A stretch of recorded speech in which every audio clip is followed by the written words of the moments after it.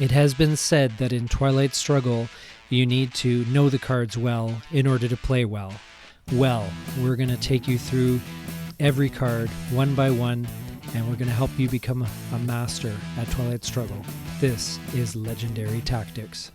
Red Scare Purge is a card that is actually disheartening when its effect is applied to you, and absolutely thrilling when you're able to drop it on your opponent.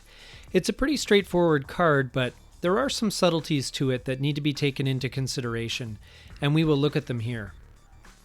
The event is very straightforward.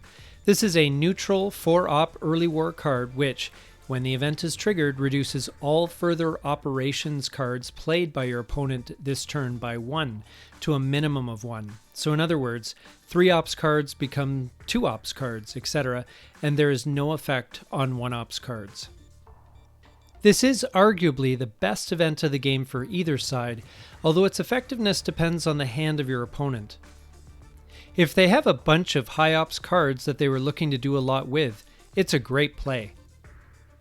If they happen to have a bunch of scoring cards and 1-op cards, or if they weren't planning on using many ops this turn because they have a decent number of playable events, this event will be much less effective, but regardless, it puts your opponent into heavy mitigation mode. It's especially effective if you have the good fortune to be able to play it twice in the early war. This card will have 3 main areas of effect. The first is in its interactions with events. For example, dropping Red Scare Purge on someone and then hitting them with Quagmire or Bear Trap can be absolutely devastating if they have a low ops hand. This combination can result in a player missing multiple action rounds if they don't have any cards with high enough ops values to discard. A move like this could cost someone the game as the momentum shift gradually becomes too much to overcome. The Soviets can play Red Scare Purge and follow up with blockade, possibly forcing the US to lose their influence in West Germany. I find that these interactions are best activated towards the end of a turn where the opponent's hand is depleted, as they may have felt compelled to use up some of their high ops cards to respond to the threats and pressure that Red Scare Purge has allowed you to exert throughout the turn.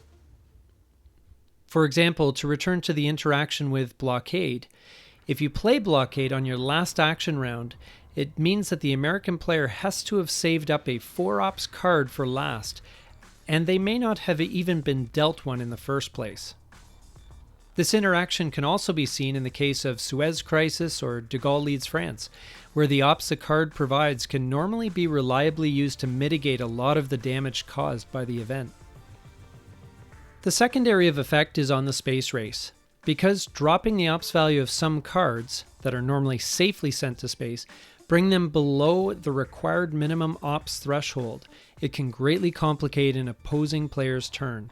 Suddenly, cards like decolonization, grain sales to Soviets, and Voice of America cannot be sent to space and have to be either held or played. This means that you may have some great events coming your way this turn that otherwise would not, especially if your opponent has any DEFCON suicide cards in hand that require holding. The third area of effect is simply in lowering the operations points available to your opponent for the whole turn. At its most effective, this means that your opponent will have up to 6 or 7 less operations points to work with, and it can represent a big shift in momentum for you. In some extreme cases, this card can be directly traced to one player or the other losing the game. Certainly if the US gets hit with this card in turn 1, it can make winning the game an uphill battle, as the USSR already has early game momentum that is only enhanced and accelerated by the play of this card. After you play this event, go all in and play as aggressively as you can. Don't waste the opportunity this card gives you to create many threats all over the place. Your opponent may not be in a great position to respond. If you don't have the ability to be aggressive, it's better to either hold on to this card or to just play it for the 4 ops, which is still pretty good. Overall, this card is best used for the event as long as you can maximize its potential with an operation point onslaught of your own as a follow-up. This has been our analysis of the Red Scare Purge card in Twilight Struggle. Thank you so much for watching. We hope you enjoyed this video, and if you did, please like and please subscribe. This is NATO with Legendary Tactics, and I look forward to seeing you in the next one in our series.